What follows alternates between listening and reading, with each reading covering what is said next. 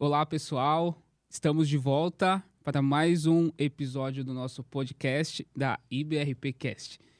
Eu, Alexandre Costa, apresentador de momento desse podcast, tenho o prazer de estar aqui com vocês e para a gente é sempre uma honra estar aqui. Hoje nós estamos com uma convidada e eu particularmente estou um pouco curioso até desse papo que nós vamos bater. Eu e a Letícia tivemos a oportunidade de conversar com ela e com o esposo dela em uma célula que nós fizemos juntos. E a nossa história, eles contando um pouco da história deles, a gente se identificou bastante. Então, ela está aqui hoje para conversar com a gente, contar um pouco da sua história de vida, da sua vida com Deus, vida profissional, enfim, vamos falar sobre bastante coisa. E, como sempre, eu estou aqui com a minha cola para apresentar a nossa convidada. Ela é... já vão descobrir já de cara. Ela é líder do Ministério Feminino, onde tem impactado a vida de muitas outras mulheres com sabedoria, sensibilidade e direção espiritual. Além disso, ela é empreendedora, ela é esposa, mãe e está se dedicando ao estudo da terapia, ampliando ainda mais seu chamado para o cuidado com as pessoas.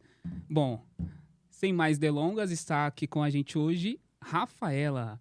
Rafaela, seja bem-vinda a esse episódio. É um prazer ter você aqui com a gente. Prazer é todo meu, eu agradeço pela oportunidade e pelo convite. Ótimo, ótimo. E antes da gente começar a bater um papo, eu tenho que falar do nosso patrocinador. Hoje, o nosso patrocinador, nada menos, nada mais é que a Igreja Batista do Paulistano. A nossa igreja, da qual nós fazemos parte, e tem nos ajudado, aí, nos apoiado nesse novo projeto. Então, nós somos da Igreja Batista. Você que está assistindo e que não nos conhece, não nos visitou, já se sinta convidado. Você é nosso convidado especial, de honra, e será um prazer receber você na nossa igreja. Nós temos culto aos domingos, às 17 horas, o segundo culto às 19 horas, temos culto às quinta-feiras, às 20 horas também, tá? Além, é lógico, do nosso trabalho de célula, né? Que é o nosso trabalho de igreja em casa, que acontece todas as terças-feiras. Então, você que ainda não nos visitou, fica aqui o nosso convite para vocês. Sem mais delongas, Rafa, posso te chamar de Rafa? Claro, à vontade. Então, tá bom. Rafa, de novo, muito obrigado por aceitar o nosso convite. Como eu acabei de falar, a gente teve aí alguns poucos momentos, né, que a gente conseguiu conversar e bater um papo assim um pouco mais descontraído. E eu fiquei bastante surpreso com algumas coisas que você e o Acácio falou pra gente, né? Então, para começar esse episódio, né, eu queria que você fizesse um pequeno panorama de quem era a Rafa, de onde a Rafa vem, né? Como que foi a sua infância, se você cresceu ali na nossa região, se você já sempre foi cristão ou não, como que começou a sua vida? Legal. Eu nem sempre fui cristã, né? Mas também aceitei e conheci Jesus muito nova. Então, essa é uma parte importante da minha história. E é bem legal porque a gente estava falando sobre isso ontem na célula, né? A gente estava falando sobre entregar a juventude ao Senhor e eu dei o meu próprio exemplo. Então, eu falo que eu tinha tudo para dar errado, mas a misericórdia de Deus me alcançou e tem dado muito certo, graças a Deus. Então, eu cresci na Brasilândia, como a gente chamava antes, era favela, mas hoje a gente chama de comunidade. Né? Na Comunidade da Paz. E que de paz só tinha o nome mesmo. E aí, aos 8 anos, os meus pais se separaram. E aí, eu fui embora para Franco da Rocha. E foi aí que aconteceu o meu encontro com Deus. Eu tinha 8 anos só e eu aceitei Jesus, mas eu aceitei Jesus para orar para os meus pais voltarem. O que nunca aconteceu. Nossa. Mas aconteceu apaixonar-se por Jesus, sabe? Então, eu me apaixonei por ele.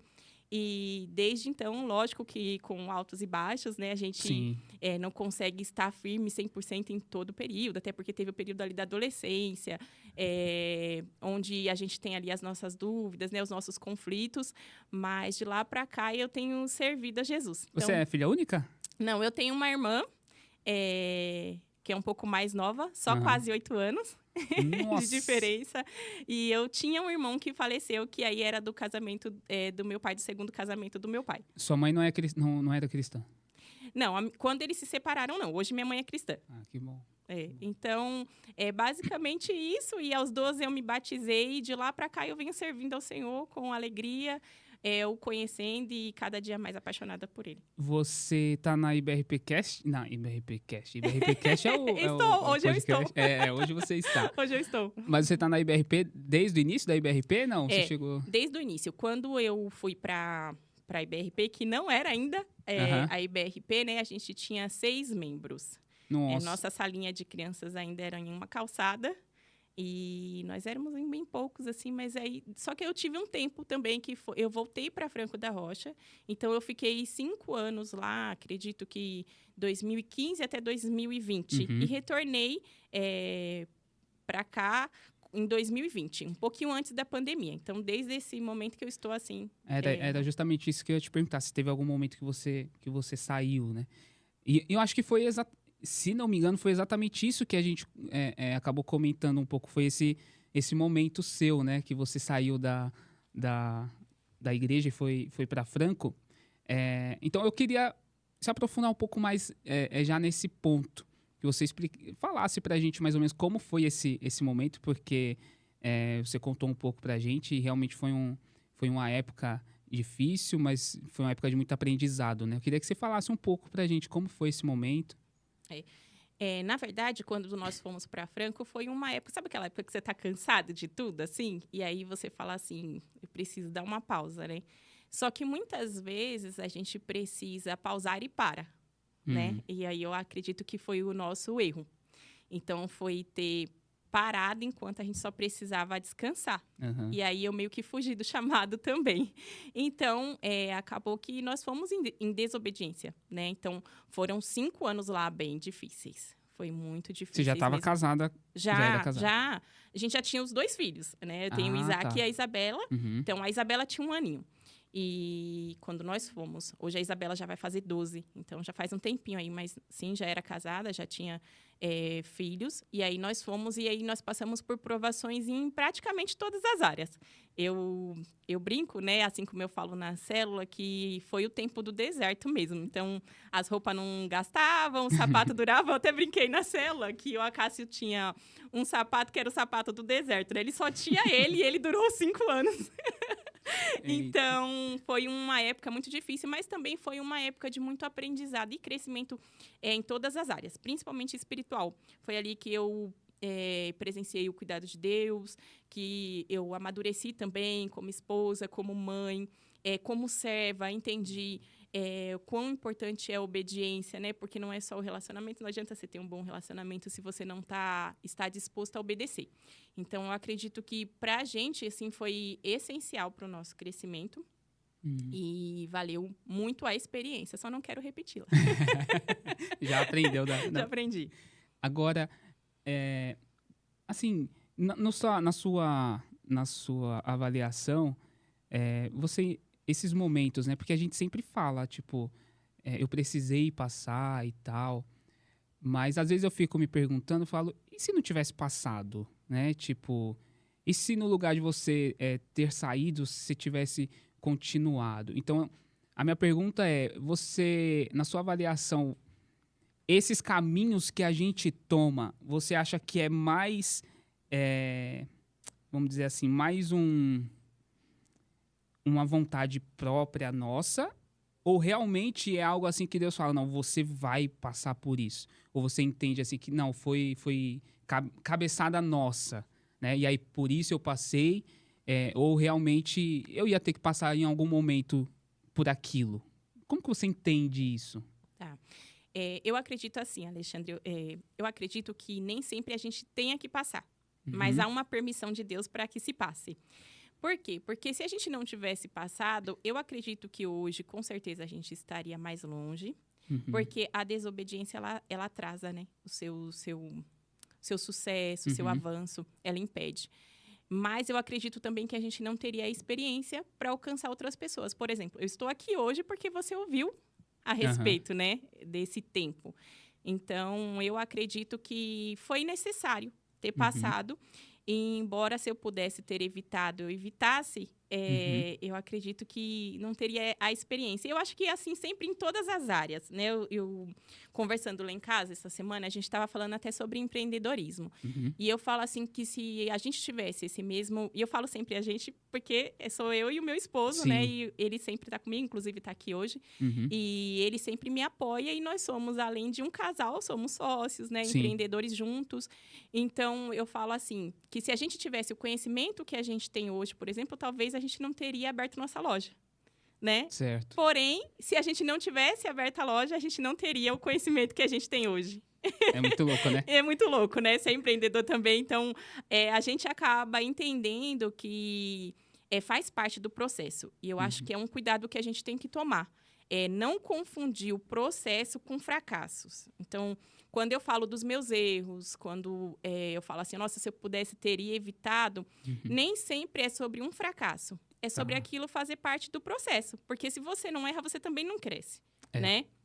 Então, acho que a gente tem essa tendência de confundir muito as partes do processo com fracasso, né? E aí a gente fala assim, eu não deveria ter fracassado nessa parte aqui, mas fazia parte do processo para você crescer, entender, aprender e melhorar. Porque é doloroso, né? É muito. Quando você tá passando, é muito doloroso. E aí você olha para trás depois, aí é exatamente o que você tá falando. Você, agora você tem essa experiência e você consegue entender o que foi aquilo, né? Mas você passar, né, estar dentro de um processo desse realmente é muito complicado. Agora, você falou um pouco sobre empreendedorismo e tudo mais. Essa veia empreendedora sua e do Acácio, desde sempre isso surgiu? Como que isso nasceu na vida de vocês? Olha, eu sempre tive essa vontade de empreender. E eu tenho um exemplo muito próximo, que é o meu pai. Embora eu não tenha sido criada, né, por ele, o meu pai é um empreendedor incrível. E eu falo que ele é empreendedor nato, porque, assim, ele não teve estudo. E o meu pai é uma pessoa, assim, que empreendeu de uma forma, tipo, basicamente do zero. Ele não tinha muitos recursos, mas ele criou os recursos. E ele cresceu e conseguiu alcançar os objetivos dele, né? Tanto que hoje meu pai é um senhor, eu vou chamar de senhor porque ele vai ver e ele vai ficar bravo. De 55 anos, né? Ele vai fazer 55 anos. Nossa, super novo, novo, né? Todo mundo fala. Caramba! E ele já aposentou sem precisar do INSS para isso. Então, assim, meu pai sempre foi um espelho bacana para mim nessa parte do empreendedorismo. Porém, quando a gente decide na nossa pele, o negócio é mais embaixo, né? É muito mais complicado. Então, a gente teve e a gente passou por várias fases. Eu vou contar aqui para vocês algumas que talvez vocês ainda não ouviram a gente falar. Mas, por exemplo, a gente já vendeu bala em Farol no começo. Bem próximo ali do Atacadão. A gente já vendeu quadros de gesso na Estação de Perus, por exemplo. Eu tenho um caderninho que, bem antes, assim, no comecinho do casamento, eu escrevi que a gente ia ter uma papelaria e não sei o quê. E eu acho que é o mais próximo do que a gente tem hoje, né? Mas a gente já fez algumas coisas aí, já passou por algumas etapas antes de realmente empreender. E ainda hoje a gente já tem planos para que aconteçam mudanças, né? Mais para frente, justamente por eu acreditar naquilo que eu te falei. Eu acredito que a gente que é empreendedor, pequeno empreendedor, a gente não teve esse tempo de fazer análise antes. Sim. Né? Então, o que acontece quando a pessoa é pequeno empreendedor, né? A pessoa cria o negócio nasce a partir de uma necessidade. Certo. Né? Então, você se vê ali no momento de necessidade e o negócio nasce. Então, você tem que levar em consideração que você não teve tempo para analisar e nem para se preparar. Sim. Então, é natural que aconteça essas mudanças durante o tempo, né? E que durante o tempo você comece a analisar e aí acontece o que eu falei, por exemplo. Nossa, hoje eu não teria aberto. Hoje eu teria feito diferente.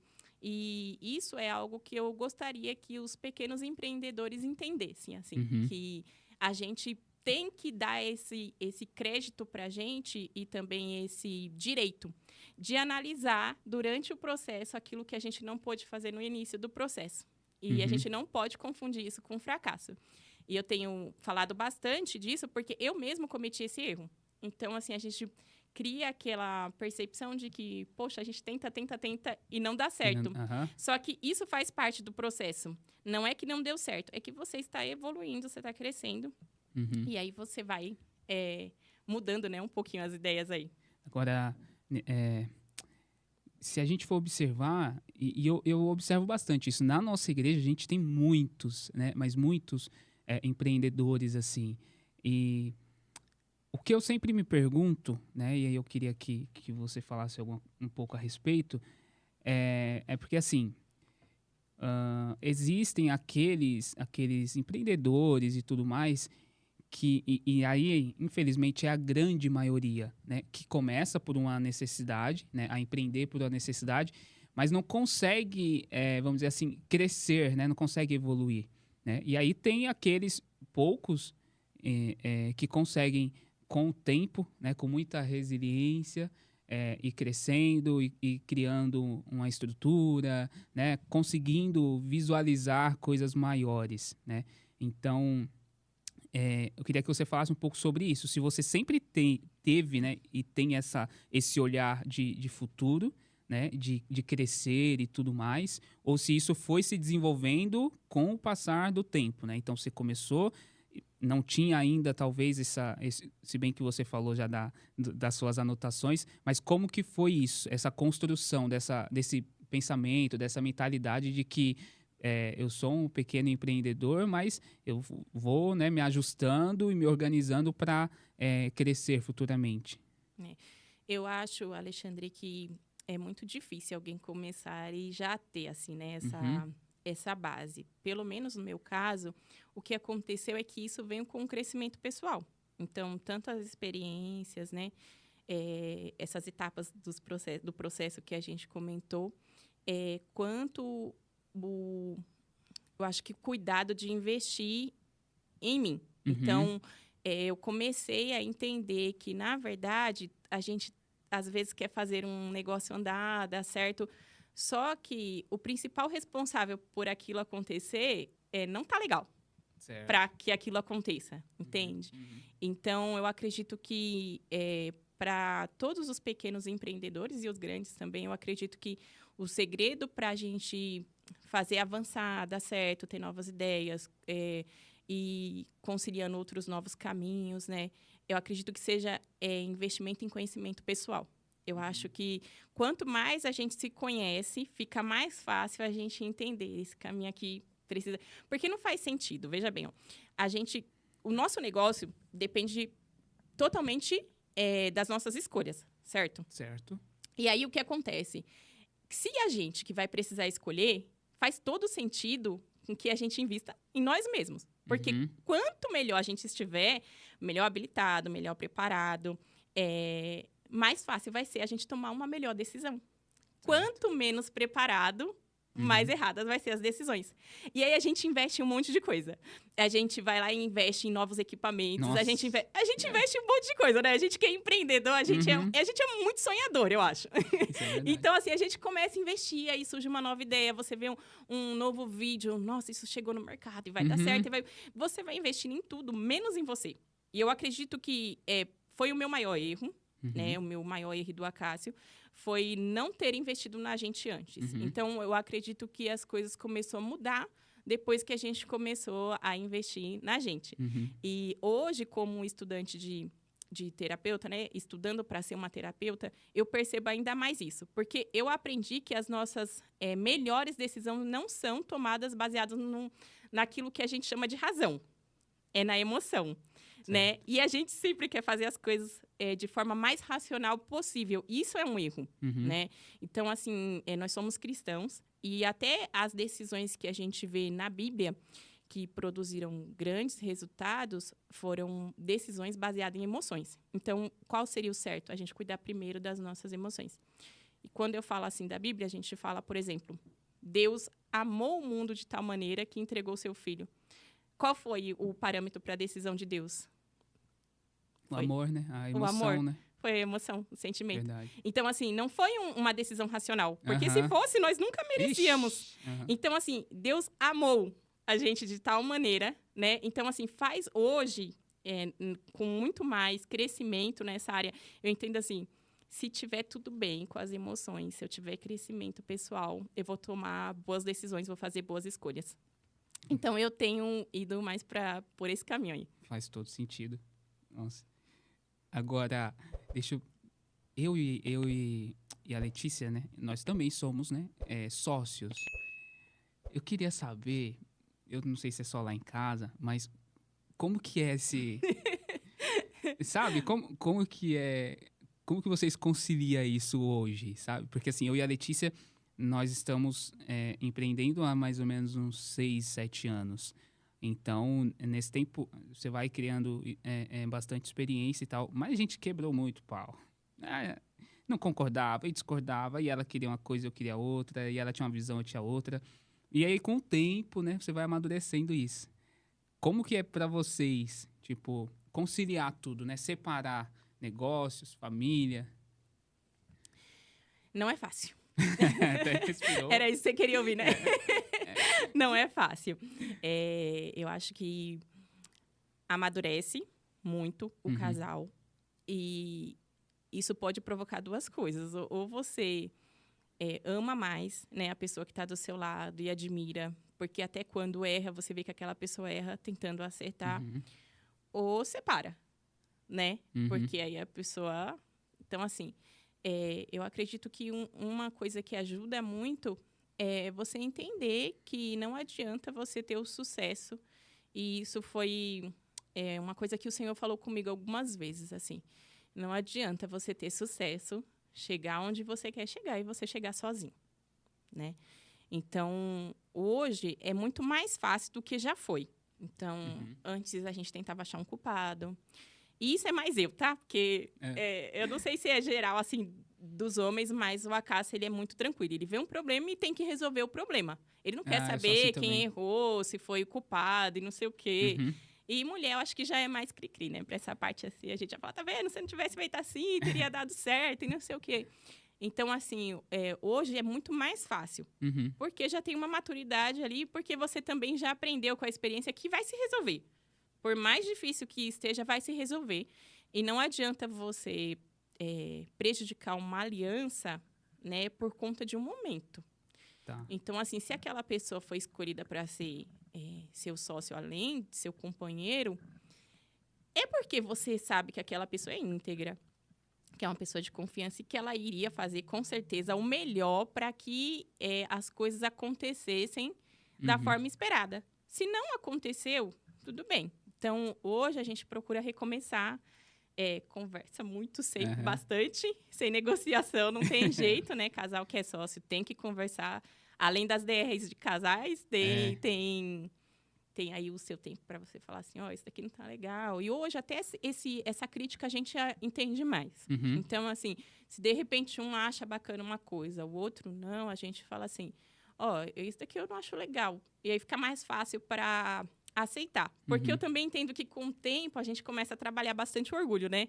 Então, quando a gente é mais novo, tem muita questão do orgulho, né? Você quer ter razão. E depois você entende, poxa, essa empresa aqui é da família. Não importa quem tem razão. Se der bom, vai dar bom para todo mundo. Então, hoje eu acredito que a gente está mais maduro nessa parte. Né? Então, a gente consegue conciliar mais. Mas continua não sendo fácil, tá, Alexandre?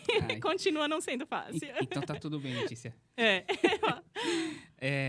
Ô, Rafa, ainda nessa questão, né, de você conciliar as demandas, hoje você está estudando para terapeuta. Você é empreendedora, esposa, mãe e ainda é líder do Ministério Feminino. Às vezes eu vejo essas pessoas, né, pessoas como você que tem várias demandas e tudo mais, e eu fico me perguntando, e aí eu vou perguntar para você, como conciliar tantas demandas? Como conciliar tudo isso? É legal essa pergunta. Eu acredito que é aprendendo a dividir responsabilidades e conseguir delegar tudo aquilo que você pode delegar. Então, eu já tive muita resistência com isso e já fiquei muito tempo parada, assim, tipo, eu não consigo. E parecia que só estava bem feito se eu fizesse, né? Só que isso é loucura. né? Porque, assim, você precisa contar com as pessoas que estão do seu lado. E hoje, até os meus filhos, eles se assustam. Porque eu simplesmente falo, ó, tem isso daí, tem isso daqui, vocês me ajudem aí, entendeu? E aí eu sempre falo assim, se todo mundo se ajudar, vai todo mundo ficar livre, né? Mas eu não posso me sobrecarregar para atender todo mundo. Então, mesmo na igreja, com as coisas da igreja, eu consigo pedir socorro, entendeu? Então, se não dá, tem a Sayuri que me ajuda muito lá, que é a secretária do Ministério Feminino. Então, eu dou um grito, sabe? Socorre aí. E é a mesma coisa ela. Às vezes é uma coisa que é para a secretária fazer, mas naquela semana está difícil. Então, eu acredito que eu tenho tentado ensinar isso também para as mulheres da igreja. A gente precisa aprender a delegar. E a gente também precisa parar de se culpar. Eu acho que por muito tempo eu me culpei por não conseguir fazer tudo, mas quem consegue fazer tudo? Né? Então, assim, hoje eu coloco aquilo que é prioridade primeiro e o restante vem se dar e faz se dar. Né? Eu acho que o importante é... Lógico, né? Você não vai deixar suas responsabilidades, não vai ser irresponsável. Mas eu aprendi a ter esse cuidado até comigo mesmo. Porque eu fui por muito tempo essa pessoa que tive essa dificuldade. Então, tem que ser feito desse jeito, eu tenho que ver, eu tenho que... E isso me levou a um esgotamento. Foi só o que eu consegui, né? E por fim, depois você vê que tem coisas que fazem melhor que você até. Só que você era tão orgulhoso que você não aceitava isso. Então, você tinha que fazer. Então, para mim, hoje, tem sido um tempo leve. Apesar de eu ter muitas tarefas, estar com muitas coisas para fazer, tem sido um tempo leve, sabe? Não tem sido um tempo que eu olho e falo, estou sobrecarregada. Né? Já estive. Mas hoje eu olho assim, então, eu acredito que não é sobre tudo que você tem que fazer, como você vai fazer, né? Você tem que empurrar um carro, é muito mais difícil você tiver que fazer sozinho. Então, se tiver 3 pessoas te ajudando a empurrar o carro, não vai diminuir o seu valor no seu esforço. Você está empurrando o carro do mesmo jeito, só que você está empurrando com ajuda, vai ficar mais leve. Eu acho que consegui explicar mais ou menos? Sim, total, total. Agora, nossa, eu estava com uma pergunta aqui na ponta da língua, fugiu. Mas o pastor, ele fala muito sobre isso, né? Principalmente na escola de líderes, ele costuma falar de pessoas centralizadoras, né? Que quer segurar tudo nas mãos e aí, é o que você falou, fica sobrecarregado, não consegue dar conta, faz mal feito ou não faz, né? E no geral não se percebe, né, Alexandre? Quem é centralizador, ele não se percebe assim. Então, a pessoa acredita de verdade que aquilo só vai ficar bom se ela fizer, entendeu? Então, assim, demora um pouquinho para você cair a ficha. A terapia me ajudou muito nisso, a entender essa parte. Então, e a gente também dá uma confrontada, assim, né? Eu lembro quando o terapeuta falou assim, você é muito orgulhosa. Eu nunca me achei orgulhosa. Ele falou, você é muito orgulhosa, né? Porque é tudo... E aí, ele foi me explicando, né? Que o quanto o orgulho atrapalhava o crescimento de uma pessoa. E aí eu fui entendendo e me deu a oportunidade de reaprender. Então, eu estou no processo ainda. Eu estou reaprendendo. Às vezes, eu ainda tenho aquele sentimento assim de, poxa, poderia ter feito, né? Mas hoje eu estou aprendendo que dá para dividir e dá para ficar menos pesado, né? Certo. Ô Rafa, você está estudando, né? Como a gente comentou aqui. E aí, se a gente for ver no nosso convívio, né? Não é um estudo muito comum de se ver as pessoas fazendo, né? Eu queria que você falasse um pouco o que te levou a buscar estudar, né, terapia, se teve algo específico, se foi a questão de trabalhar com pessoas na igreja, o que te levou a fazer? Eu sempre tive curiosidade por essa parte. Então, eu sempre pensava assim, psicologia, por exemplo. Mas eu também sempre tive aquele, agora não dá. Até que, no início desse ano, eu me vi sobrecarregada e bem assim, ao ponto de ter um surto, sabe? E aí eu falei assim, nossa, eu já passei por tanta coisa, né? Eu não tô conseguindo lidar com isso daqui, alguma coisa tá errada, né? E aí a gente, como eu disse, né? Eu era orgulhosa e não sabia. Então, eu também não queria ficar falando. Eu sempre tive muito essa dificuldade. Porque eu penso assim, Alexandre, tem 2 tipos de pessoas que vai gostar de te ouvir. As pessoas que te amam e as pessoas que não gostam de você, né? Porque elas vão ter aquele certo prazer em te ver mal. E as pessoas que te amam, elas vão te ouvir, mas eu fico pensando assim, essas pessoas não iam ter recursos para me ajudar. Tá. Então, eu evitava falar. Mas eu lembro de um dia, assim, que eu tava... Naquele dia, eu tava, assim, já sem conseguir dormir direito, sabe? E aí, eu falei, pastor, ora por mim. E eu sou muito difícil até para isso. Então, realmente, eu acho que eu sou orgulhosa. Mas eu lembro que eu cheguei no final de uma oração, de um dia de oração de segunda-feira, e eu pedi pro pastor orar por mim, mas eu já pedi, assim, para ele orar por mim, já quase chorando, né? Eu tava realmente no meu limite. E eu já tinha procurado o terapeuta, que aconteceu por eu ver online mesmo, e eu... entrei em contato e aí fui falar. E aí ele falou, né? Ele falou assim, nossa, você trabalha muito com pessoas, né? Então, o próprio terapeuta me deu esse toque. Ele falou, você trabalha muito com pessoas. E o seu perfil é de perfil mesmo, que gosta de ajudar as pessoas. Seria interessante você estudar para ser terapeuta, né? Se caso você gostasse, não sei o quê. E aí foi algo que meio que renasceu. Então... era até um desejo antigo, mas que eu sempre protelei. E aí, quando eu precisei, eu vi o quão importante é. Porque, de fato, não é uma questão de você... É porque a gente tem muito preconceito, né? Sim. Então, eu não sou doido, né? Para fazer terapia e não sei o quê. Mas todos nós precisamos, né? Eu até, nessa segunda, eu dei um exemplo. Eu disse, se duas pessoas têm câncer, uma tem maligno e a outra tem benigno, quem precisa de tratamento? As duas, né? O problema é que quando é maligno, a gente vai correr para fazer um tratamento o mais rápido possível. E as pessoas que estão com as emoções bagunçadas é a mesma coisa. Quanto mais gritante mais você corre para socorrer. Mas não significa que porque não está num estado alarmante que a pessoa não deveria fazer. Então, hoje, eu tenho essa consciência que todos nós deveríamos fazer terapia. E aí, foi por isso que eu escolhi. Então, assim, quando eu percebi a cura que estava provocando em mim em um espaço tão curto de tempo, e o quanto foi esclarecedor coisas que eu estava, assim, meio que girando em círculo há muitos anos, para mim foi, assim, o ponto que determinou, assim, eu quero isso, né? E aí vem aquela parte que eu te falei, a gente não pode ter medo e a gente não pode ter vergonha de mudar durante o processo. A gente não teve esse tempo de fazer essa análise antes, né? Do que eu quero ser, o que eu vou fazer. Sim. A gente foi fazendo conforme a necessidade aparecia. Então, se chega um momento que você tem essa oportunidade, você precisa ser humilde também e se permitir recomeçar. Talvez numa nova área, como é o meu caso agora, talvez na mesma área, mas se reinventando. Eu acho que a pessoa tem que pensar sobre isso.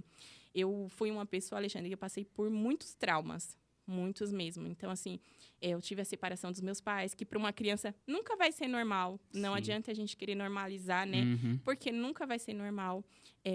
Fora as coisas que a gente tem normal, de, por exemplo, crises no casamento, né? Que todo mundo passa. Eu perdi um filho com 9 meses de gravidez. Nossa. Então, assim, ele foi enterrado e tudo. Foi mesmo um luto muito difícil pra gente. E eu nunca tinha passado por uma terapia. Hoje eu percebo o quanto eu fui negligente comigo mesmo. De achar que eu poderia suportar tudo que eu suportei sem precisar de ajuda nenhuma. Sendo a pessoa forte que todo mundo sempre viu. Isso não é ser forte, isso é ser orgulhoso, né? Ser forte é você reconhecer que você precisa de ajuda e pedir por essa ajuda. Então, acho que para mim, assim, hoje está mais claro que nunca, né? O quanto a terapia faz diferença na vida de uma pessoa e o quanto nós deveríamos fazer terapia. Você falou um negócio aí, Rafa. Eu ouvi uma vez alguém comentando a respeito desse momento seu que você havia perdido um filho, mas eu não sabia que ele já tinha 9 meses. Eu fui para ganhar, na verdade. Foi para ganhar. Eu fui para ganhar. Foi em 2011. Então, assim, o Isaac hoje tem 17 e era pro Davi estar com 14.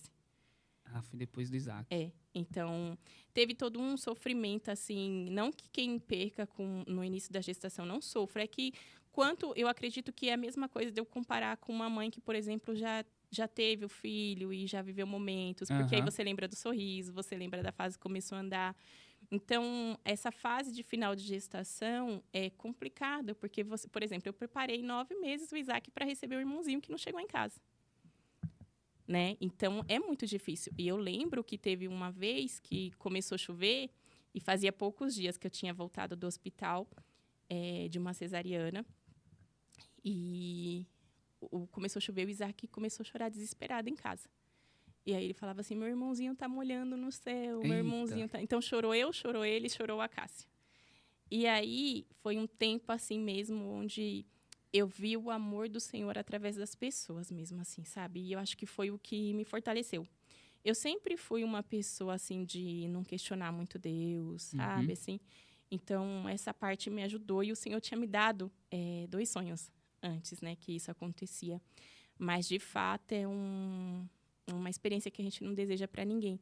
Mas você sabe, Alexandre, que quando a gente estava nesse processo, né, de cura do luto, eu me lembro que Deus usou um padre para falar comigo na padre? TV. E aí eu estava assistindo e ele falou assim: você que está em casa, depressivo, e você perdeu seu filho, essa é a maior dor que existe. E ele me falou uma coisa que eu nunca tinha pensado. Ele falou assim: essa é a maior dor que existe porque quem perde os pais fica órfão. Quem perde o esposo, a esposa, fica viúva. E para quem perde filho, tem nome? E eu nunca tinha parado para pensar nisso. Ele falou assim: só que Deus já sofreu essa dor antes de você. E o dele foi uma escolha para te salvar. Ele entregou o filho dele. E ele garante para você que você consegue superar essa dor. E foi daquele dia em diante, porque eu estava bem no estado depressivo mesmo. Eu lembro que eu dormia de noite porque eu não queria lembrar da perda. E eu lembro que um dia eu estava meio que cochilando e eu vi o Isaac falar com a Cássia assim: pai, por que a mamãe só dorme? Mas eu não tinha forças para ficar acordada. Ele tinha 3 anos. De 2 para 3. E ele falou isso e eu não tinha forças para ficar acordada, porque doía demais. Então, o tempo que eu podia dormir para não sentir a dor, eu dormia. Então, assim, e eu nunca compartilhei isso com as pessoas próximas. Então, assim, minha mãe percebeu, lógico, porque mãe, né, tá presente ali, percebe, e ela ficou bem preocupada. E aí eu fiquei pensando, assim, depois que eu conheci, né, a terapia, poxa, quanto, né, eu fui negligente de passar por um luto de um filho e não ter ido buscar socorro, né? Então, assim, a mão de Deus cuidou, foi muito misericordioso comigo. Eu superei. E aí, Alexandre, tem uma coisa interessante. Eu superei. Eu achei que eu tinha sido curada, mas eu superei. Tá. Curada eu fui agora, na terapia. Na terapia. Porque, sem perceber, ainda tinha uma dor ali, latejante, e eu não cuidei, entendeu? Então, ela ficou só oculta. E aí, quando eu cheguei pro terapeuta, eu cheguei sem nunca pensar que, tipo assim, o luto ainda me prejudicava, me fazia mal. Tanto tempo depois. Ele falou assim, não, você só foi suportando, você não tinha outra escolha, você foi suportando. Então, você tá ali como um pote de vidro que você foi enchendo. Só que agora, qualquer coisinha que acontecer, você vai estourar, né? Então, a gente passou por esse período, foi muito difícil. A gente entende que para tudo tem um propósito e nem sempre o Senhor nos explica esse propósito. Mas é uma coisa que eu não gostaria que nenhuma mulher, né? Acho que nenhuma mãe, nenhum pai negligenciasse esse tempo, sabe? Se por um acaso aconteceu e você de casa perdeu um filho, uma filha, cuide-se. Cuide primeiro de você, para você ficar bem, para as pessoas que amam você e para você continuar seguindo. Não ignore esse tempo de cura e desse esse tempo de cura. Eu fui muito rápida, Alexandre, muito rápida, assim. Eu acho que com 15, 20 dias eu estava na igreja, cantando, louvando, servindo. E eu admiro hoje a minha força, porque eu era uma jovem, eu tinha 23 anos. Então, eu fico pensando assim, né? De onde vem? Eu sei que essa força vem do Senhor, mas esse voltar rápido, né, e querer que tudo voltasse ao normal muito rápido, também era um escape para mim, de não ter que lidar com aquela dor. E a gente precisa lidar com a dor e esperar ela passar. Então, hoje, se eu pudesse falar alguma coisa a respeito de luto, e eu tô falando de luto de filho, mas serve de luto para todas as áreas, eu acho que é isso. A pessoa ela tem que respeitar a sua dor. A gente não pode querer fazer passar rápido algo que ainda tá doendo, sabe? É como você tá com uma dor profunda e tentar ir trabalhar fingindo que nada acontece. Não tem como. Você, nesse processo, isso já fazem quantos anos, mais ou menos? Uns 14. 14 anos, 14 para 15. Foi em 2011. 2011. Nossa, 2011. Eu perdi minha mãe em 2010. Em 2012. Praticamente o mesmo tempo. Durante todos esses anos, você teve momentos onde você meio que perdia a memória desse momento? tipo, você não esquece, é lógico, mas você, de tempos em tempos, você tem isso de meio que perder a memória do que foi esse momento na sua vida? Por que eu tô te perguntando isso? Porque eu tenho isso com o luto da minha mãe. De tempos em tempos, é como se aquilo não tivesse acontecido para mim, sabe? É como se não tivesse acontecido. E aí, daqui a pouco, volta mais latente. Então, você lembra, né? Você sente e daqui a pouco some de novo, sabe? Olha, não aconteceu com meu filho. Isso nunca aconteceu a respeito desse luto. Mas aconteceu algo parecido a respeito da minha avó.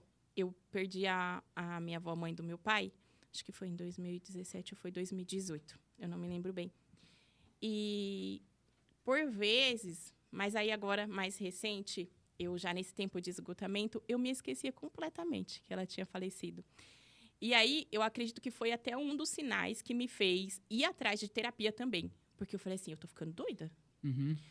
Eu tô já achando que tem gente que tá vivo, já tá morto, né? Então, aquilo mexeu comigo. Né? Uhum. E eu até comentei com algumas pessoas, eu falei, poxa, eu cheguei ao ponto de... Sabe quando você vai, assim, impulsionada para perguntar? Eu fui no impulso para perguntar pro meu pai e a avó, Uhum. entendeu? E aí, naquele momento, caiu a ficha, Uhum. né? Minha avó morreu. Só que aí, eu estudando, eu aprendi, Alexandre, que é porque o seu inconsciente, ele é atemporal.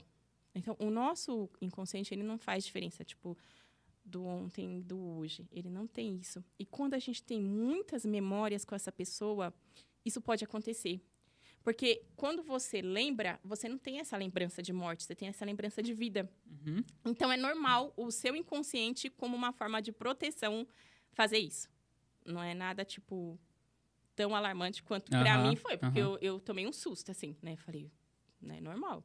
Mas não acontece porque o seu inconsciente, como ele é atemporal, né? E como ele busca a felicidade, quando isso acontece, ele tentando te proteger. Por quê? Porque quando ele não... Ele busca a felicidade e ele não encontra, aí se instala o trauma. Então, o seu inconsciente, ele sempre vai tentar fazer você se livrar do trauma. Uhum. Então, quanto ele puder buscar de recursos para ele te proteger desse trauma, Certo. ele vai proteger usando Certo. as ferramentas que ele tem. Então, se ele é atemporal, ele busca a felicidade e você tem lembranças para isso, Tá encontrando, ele né? então ele vai tentar usar esse recurso para te evitar do trauma do quê? Do luto. Minha mãe morreu, no seu caso. Entendeu? Entendi. Então, é normal. Tô aprendendo. Ô, Rafa, nossa, a gente falou sobre empreendedorismo, a gente falou sobre... Mesclando o assunto. Nossa, bastante coisa. Bastante coisa. E assim, já para caminhar para o final, hoje a gente está lá na IBRP, a gente tem visto, né, o crescimento da igreja, né? É um momento assim muito, muito legal, sabe? Deus tem salvado vidas ali. Como que é para você, como líder das mulheres, tá vivendo esse momento, né, na IBRP? Porque, é lógico, toda a igreja faz parte disso, mas quando você está à frente, né, quando você ali é linha de frente e presencia, né, e vive esse momento, com certeza é diferente. Né? Então, eu queria que você falasse um pouco sobre esse momento da IBRP, o seu momento na igreja, né, e como você vê tudo isso que a gente está vivendo. É um tempo muito gostoso, né? E eu vejo muito ainda além, assim, sabe? Mas eu acho que é meio que a sensação que você tem quando um filho, assim, sabe? Vai crescendo e te dando orgulho, assim. Eu acho que é muito essa sensação, assim. Quando eu vejo a igreja crescendo, as pessoas crescendo, eu fico emocionada mesmo, assim, sabe? O meu sentimento é de gratidão a Deus, mesmo...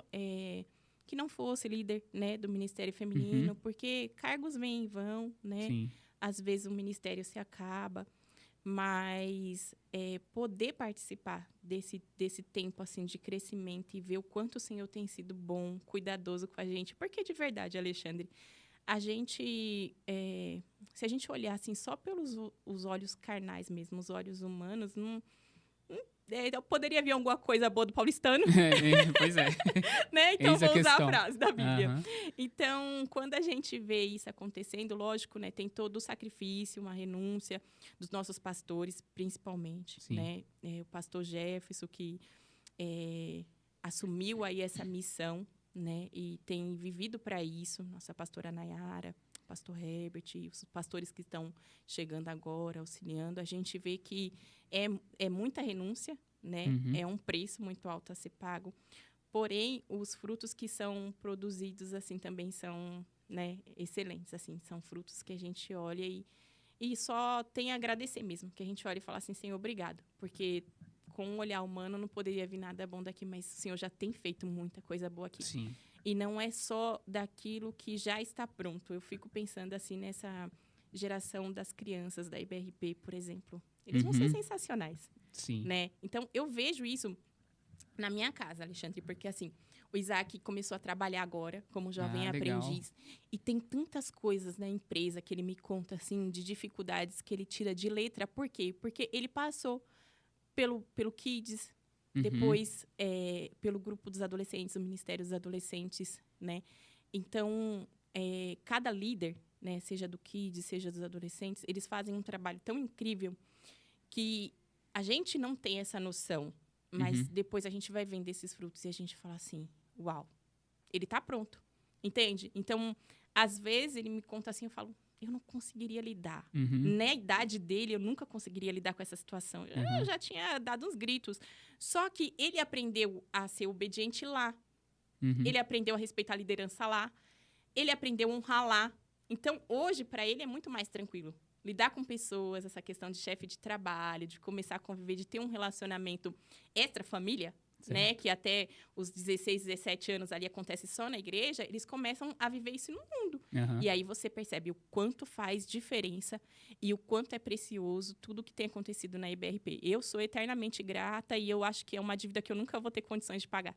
Pelo menos assim com o resultado que eu vejo na minha casa. É um privilégio, né? Pra gente estar É um privilégio. vivendo esse momento. Bom, Rafa, nossa conversa está caminhando para o final.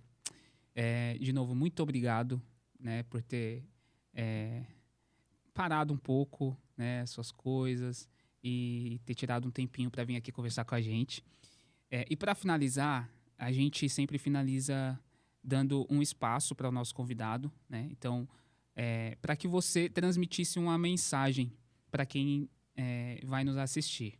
Eu sempre falo isso e repito que a internet ela tem esse poder de a gente gravar isso hoje e isso daqui ficar lá por muito e muito tempo. Então, o que a gente está falando aqui hoje vai servir para pessoas, sabe lá Deus em que momento, né?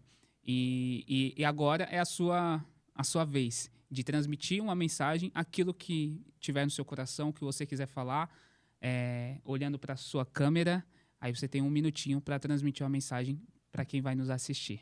Amém. Eu queria já agradecer, muito obrigado. Para mim foi uma oportunidade mais que especial, é uma honra estar aqui.